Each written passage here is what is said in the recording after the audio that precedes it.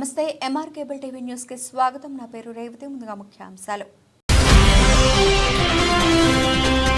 స్వర్ణాంధ్ర 2047 జిల్లా ప్రణాళిక సిద్ధం చేస్తున్నాం. ప్రజాప్రతినిధులు, ప్రజలు, స్వచ్ఛంద సంస్థలు, అన్ని సెక్టార్ల స్టేక్ హోల్డర్స్ వెలువచ్చిన అభిప్రాయాలు జిల్లా కలెక్టర్ రాజకుమారి గడిగా.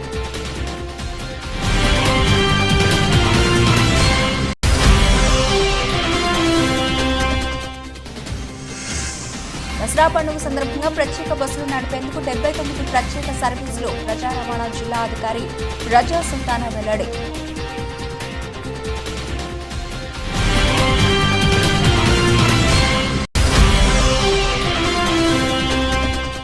అనారోగ్యంతో బాధపడుతూ 14 రోజులు ఐసీయూలో చికిత్స పొందుతూ మృతి.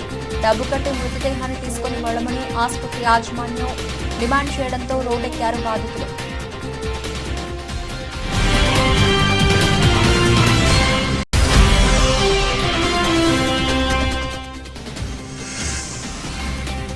నంద్యాల పట్టణంలో దసరా నవరాత్రి ఉత్సవాలు ఘనంగా ప్రారంభమయ్యాయి. ఆలయంలో పోటెత్తిన భక్తులు.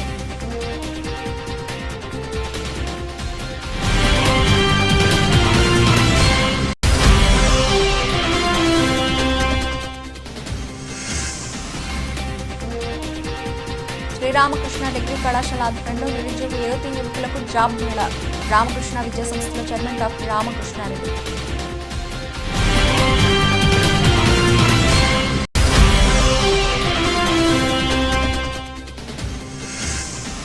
నంద్యాల విద్యుత్ శాఖ కార్యాలయంలో నూతన బాధ్యతలు చేపట్టిన నాగరాజు, అభినందించిన సిబ్బంది, ఏయూ శ్రీనివాసులు.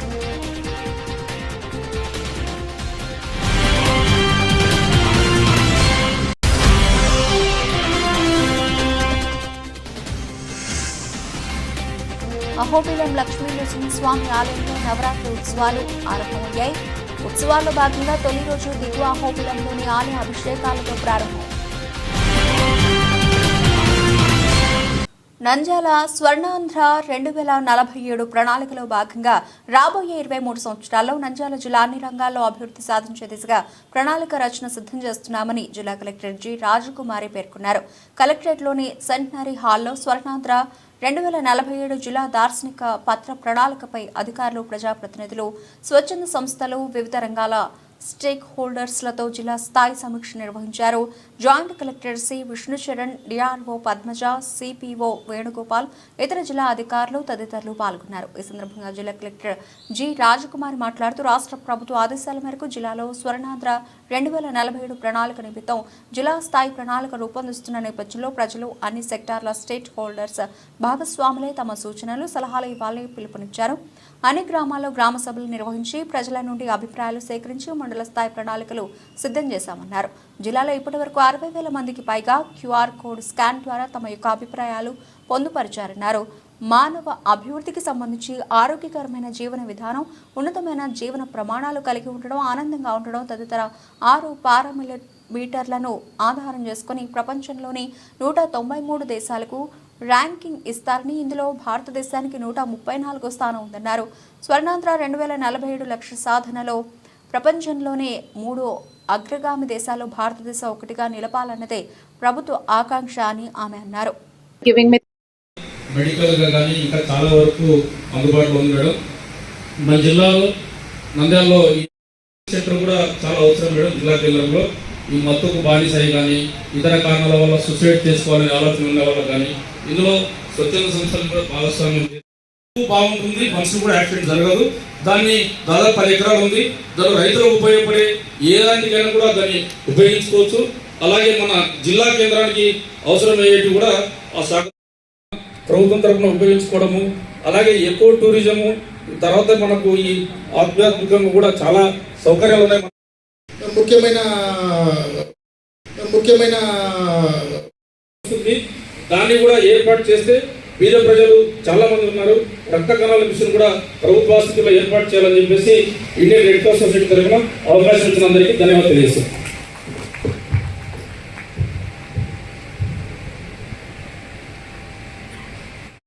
మహేష్, ఈరోజు హార్టికల్చర్ గురించి మాట్లాడడానికి వచ్చాను. ఇప్పటికీ 30 సంవత్సరాలు అయింది మేడం మా ఆటోలో పెట్టుకొని. ఆ రోజుల్లో సీఎం గారు మాకు 50 లక్షలు ఇచ్చారు. రోడ్లకు కరెంటుకు. అది 5 సంవత్సరాలు రోడ్లు పని చేశాను మేడం. ఇప్పుడు వరకు మెటల్ రోడ్లన్నీ చెడిపోయినాయి. ఎన్నో ఎలక్షన్లు వచ్చినాయి, అందరూ వాడుకుంటారు. మాకు రోడ్లు మాకు ఎవరు కలిగినా సరే అంటారు మేడం. మాకు వాటర్ లేదు, తాగడానికి డ్రైనేజీ లేదు, రోడ్స్ లేదు. ఒక్కపారి మీరు వచ్చి చూస్తే మా పరిస్థితి ఎంత ఘోరంగా జీవిస్తున్నామో మీకు అర్థమవుతుంది. ఇక వచ్చిన పెద్దలకందరూ అడుగుతూనే ఉన్నాం మేడం. వైసీపీ సంతోషకర విషయం.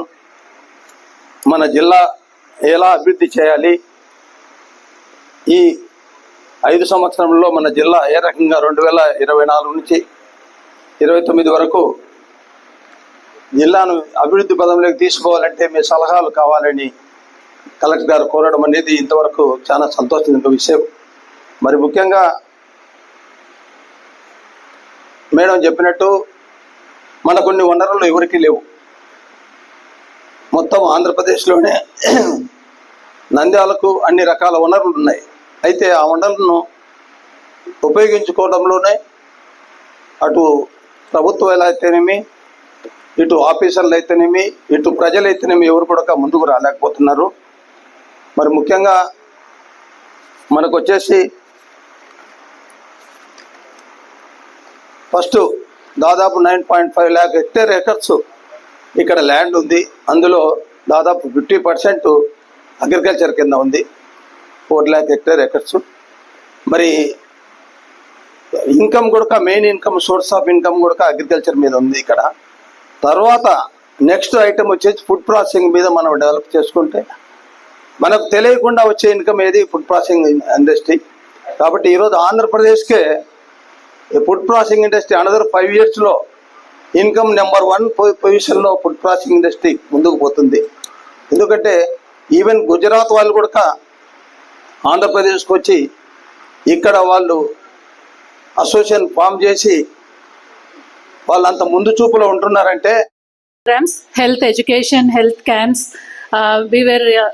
We are also involved in Mission Pink Health program, which involves adolescent health. అంటే కౌమార బాలికల ఆరోగ్యం గురించి చాలా స్కూల్స్ అండ్ కాలేజెస్లో కూడా మేము health awareness camps and programmes చేశాము. పిల్లలకి అన్నీ చెప్పడం, nutrition, hygiene, social addiction, nutrition, anaemia prevention అన్నీ చేస్తూ, టెస్టులు చేస్తూ, ఇవన్నీ చేసి cancer prevention programmes in women's health camps చేసాం. మేడం మేము ఆత్మకూరు దగ్గర ట్రైబల్ ఏరియాస్లో కూడా చాలా క్యాంప్స్ చేసాము. That is the place where there is lot of TB and anaemia even today. ఇంకా స్పెసిఫిక్ డాక్టర్స్ ప్రాబ్లమ్స్కి వస్తే ఒక హాస్పిటల్ కూడా ఒక small scale ఇండస్ట్రీనే madam. Every hospital gives employment to at least, small hospital will give employment to 10 to 50 people, ఒక medium hospital. So recognise us as a industry. And ఇవాళ రేపు government hospital is working well, the setup is itself is working well. And కొన్ని procedures డెఫినెట్గా ప్రైవేట్కి రావాల్సి వస్తుంది. దాని తర్వాత ఆరోగ్యశ్రీ ప్రోగ్రామ్ కొన్ని హాస్పిటల్స్కే ఉంది madam. All the recognised hospitals should be able to render their services to the needy, not just few hospitals which are recognized as Aarogyasri. All the hospitals which are already having the registration, they should be able to give services to the needy people. So I hope you'll find a solution for that.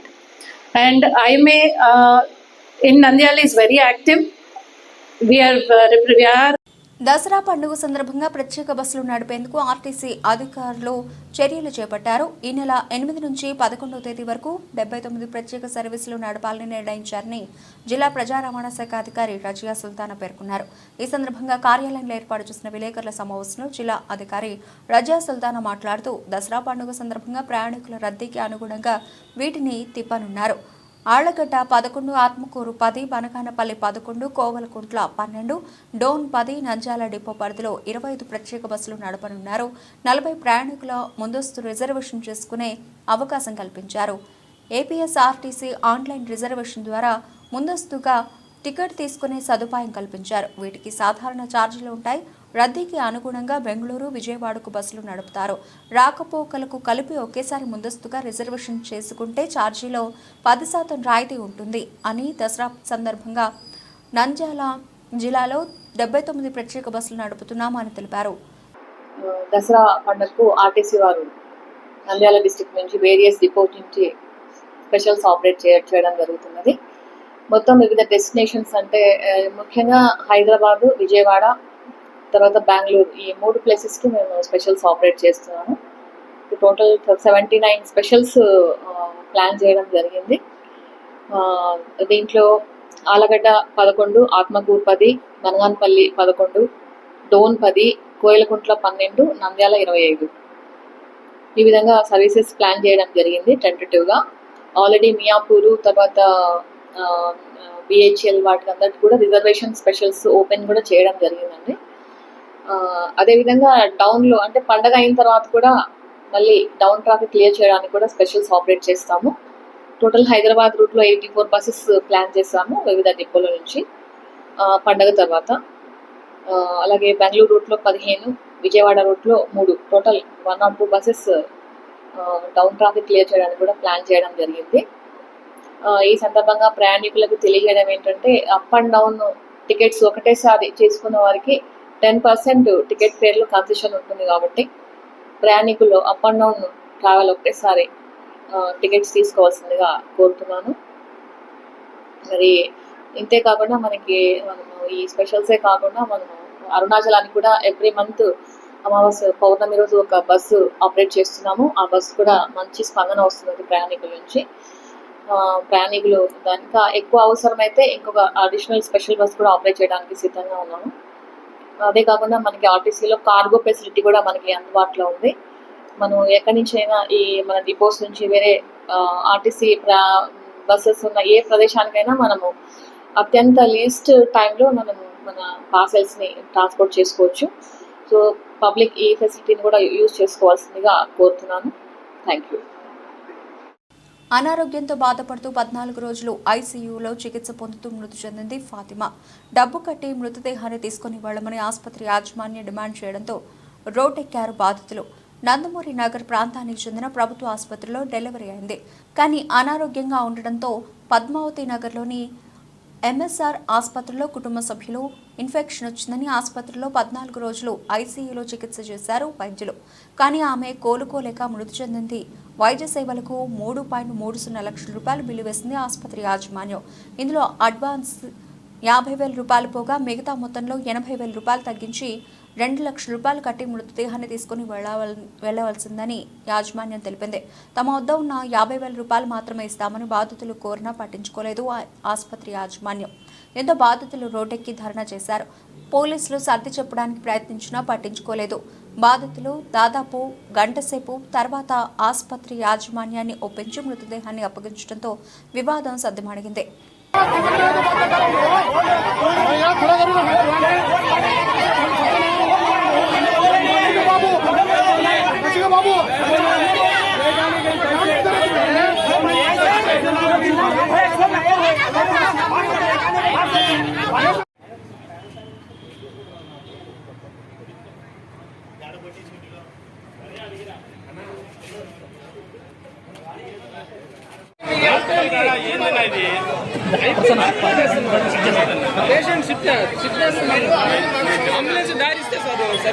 వాళ్ళకి clear చెప్పి ambulance వస్తుంది, వాళ్ళకి clear చెప్పి డాక్టర్తో మాట్లాడిస్తాను.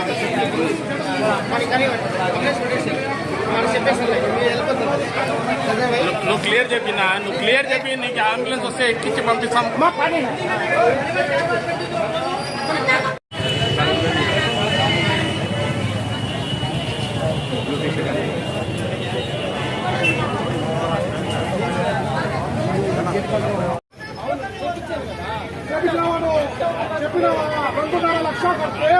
తీసుకోపోవాలని చెప్పినావు. ఎప్పుడు చేస్తున్నావు ఇదంతా? ఇంత హంగామైనా చెప్పాను.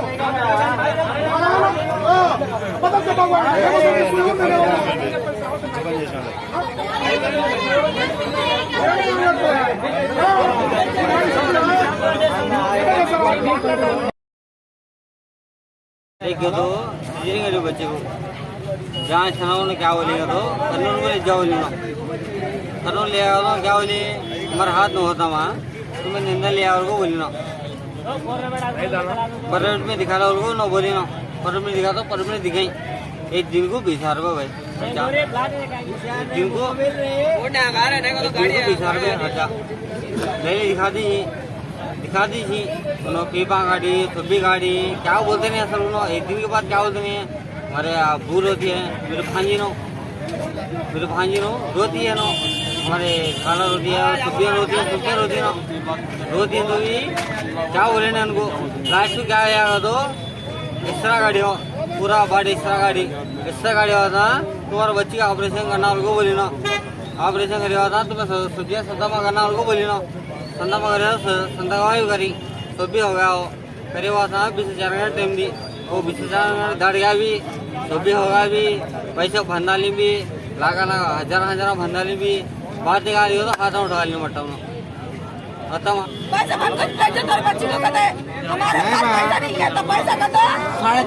నంద్యాల పట్టణంలో దసరా నవరాత్రి ఉత్సవాలు ఘనంగా ప్రారంభమయ్యాయి. నంద్యాల కోదండ రామాలయంలో రోజాకుంటలో వెలసిన నాగులకట్ట ఆలయంలో లక్ష్మీనరసింహస్వామి, నంద్య సుంకులమ్మ ఆర్యవైశ్య దేవాలయంలో అమ్మవారికి ప్రత్యేక పూజలు నిర్వహించారు. భక్తులు అమ్మవారి దర్శించుకోవడానికి పోటెత్తారు.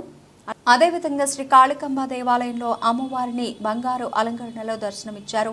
అమ్మవారికి భక్తులు ప్రత్యేక పూజలు నిర్వహించారు. ఈ సందర్భంగా పలువురు మాట్లాడుతూ దసరా నవరాత్రులు ప్రారంభమై ఆలయంలో ప్రతిరోజు అమ్మవారికి ప్రత్యేక అలంకరణలో దర్శనం ఇవ్వడం జరుగుతుందని, భక్తులందరూ పాల్గొని అమ్మవారిని దర్శించుకుని తీర్థ ప్రసాదాలు స్వీకరించాలని తెలిపారు. శ్రీ రామకృష్ణ డిగ్రీ కళాశాల ఆధ్వర్యంలో నిరుద్యోగ యువతీ యువకులకు జాబ్ మేళా నిర్వహించారు.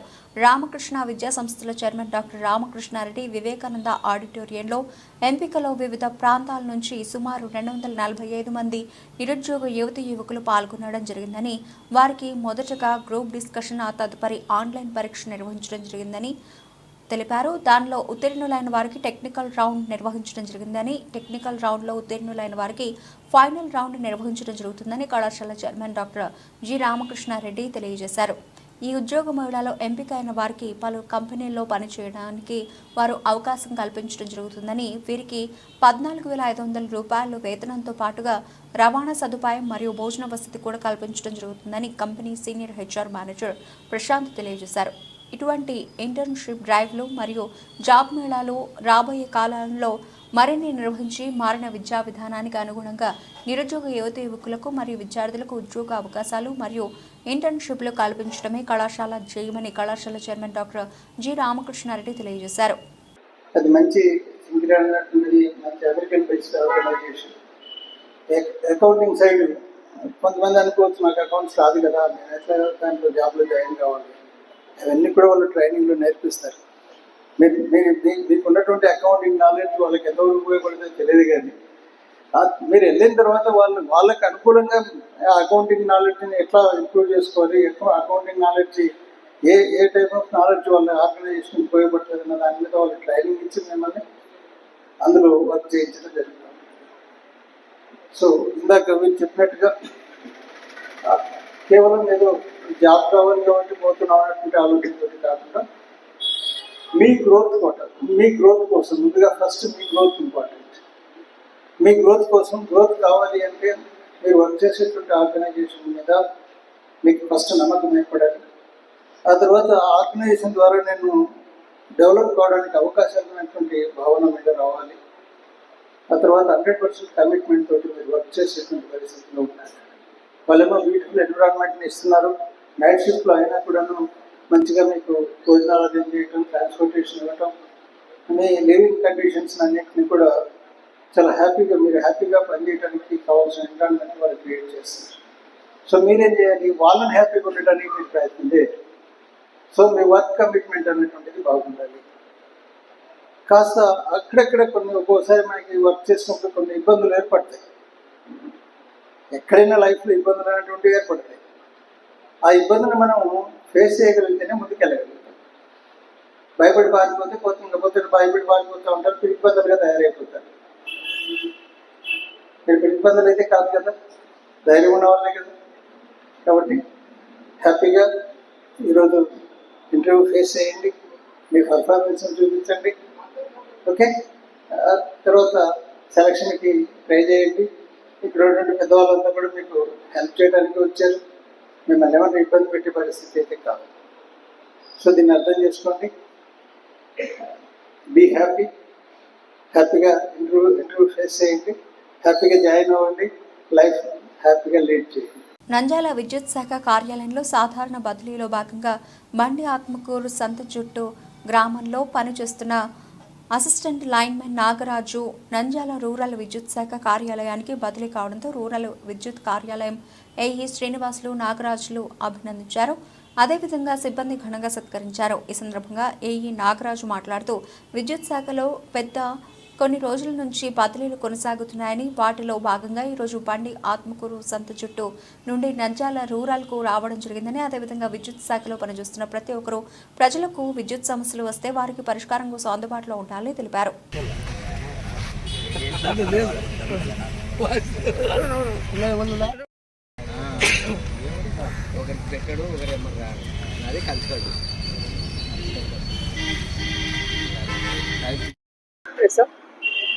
అందరికీ నమస్కారం. ఈ మధ్య కాలంలో విద్యుత్ శాఖలో భారీగా జరిగినటువంటి ఓఎండ్ఎం సిబ్బంది బదిలీలో భాగంగా ఈరోజు బండాత్మకూరు మండలం నుంచి పెద్దకోటాల గ్రామానికి నాగరాజు ఏఎల్ఎం జాయిన్ అయిన సందర్భంగా, అలాగే హెచ్ఎస్ కోటాల బాబానగర్ నుంచి జలీల్ ఇక్కడ నంద్యాల రూరల్స్ నుంచి D2 సెక్షన్కు పోవడము, అక్కడ D2 సెక్షన్ నుంచి మురళి ఇక్కడికి రావడము, అలాగే D2 సెక్షన్ నుంచి గౌసు ఐలూరు మెట్టకు రావడము, తర్వాత జేఎల్ఎం గ్రేడ్ 2లు పులిమద్ది మునగాల గ్రామం నుంచి గుంతనాలకు పోవడము, గుంతనాల నుంచి మునగాలకు రావడము, తర్వాత చాపిరేవుల నుండి పుస్లూరు నుంచి చాపిరేవులకు, ఈ విధంగా బదిలీలు జరిగిన రీత్యా సిబ్బంది జాయినింగ్లో భాగంగా ఈ గ్యాదరింగ్ జరిగింది. మండల ప్రజలందరూ గమనించవాలని ప్రార్థన. ఈరోజు బదిలీలో భాగంగా బండాత్మూరు మండలము కరిమద్దెల గ్రామం నుంచి నంద్యాల రూరల్ ఆఫీసు పెద్దకోటాల గ్రామంలో నేను రావడం జరిగినది. విద్యుత్ ఏఈ గారి సహాయ సహకారంతో అక్కడ ఉన్న విద్యుత్ సమస్యలన్నింటినీ ఏ లోటు లేకుండా చేయగలనని మనస్ఫూర్తిగా తెలియజేస్తున్నాను. అలాగే ప్రజలందరూ మనస్ఫూర్తిగా సహకరించవలసిందిగా కోరుకుంటున్నాను. అహోబిల లక్ష్మీ నరసింహస్వామి ఆలయంలో నవరాత్రి ఉత్సవాలు అంగరంగ వైభవంగా ప్రారంభమయ్యాయి.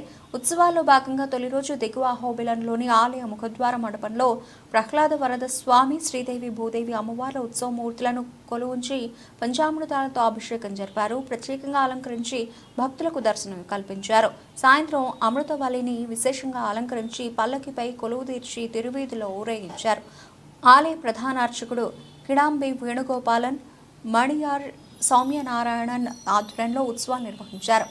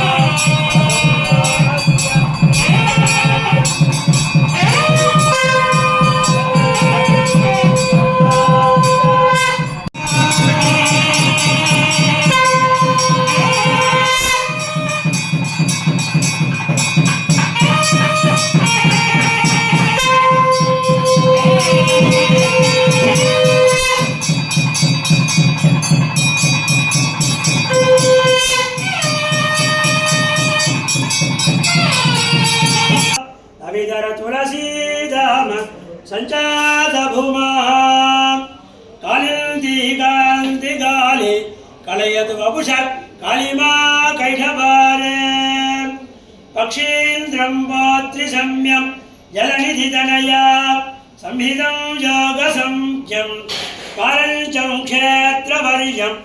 బులెటిన్ ముగించే ముందు హెడ్లైన్స్ మరోసారి.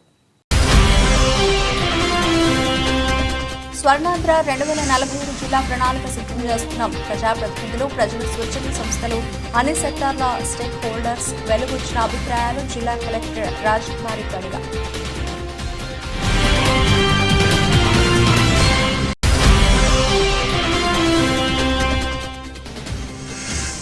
దసరా పండుగ సందర్భంగా ప్రత్యేక బస్సులు నడిపేందుకు 79 ప్రత్యేక సర్వీసులు. ప్రజా రవాణా జిల్లా అధికారి రజా సుల్తానా వెల్లడి.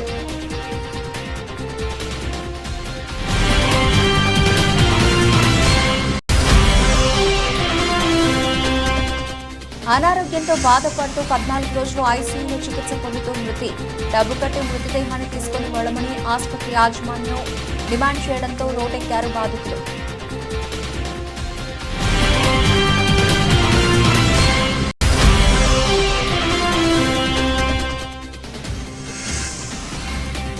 నంద్యాల పట్టణంలో దసరా నవరాత్రి ఉత్సవాలు ఘనంగా ప్రారంభమయ్యాయి.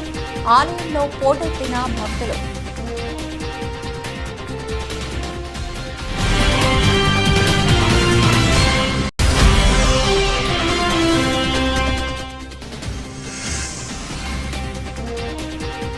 శ్రీరామకృష్ణ డిగ్రీ కళాశాల ఆధ్వర్యంలో నిరుద్యోగ యువతీ యువకులకు జాబ్ మేళా. రామకృష్ణ విద్యా సంస్థల చైర్మన్ డాక్టర్ రామకృష్ణారెడ్డి.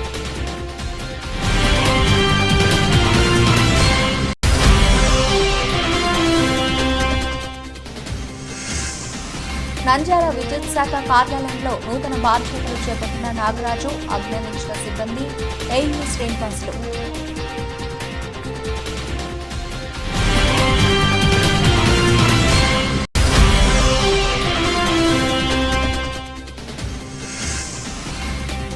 అహోబిలం లక్ష్మీ నరసింహస్వామి ఆలయంలో నవరాత్రి ఉత్సవాలు ఆరంభమయ్యాయి.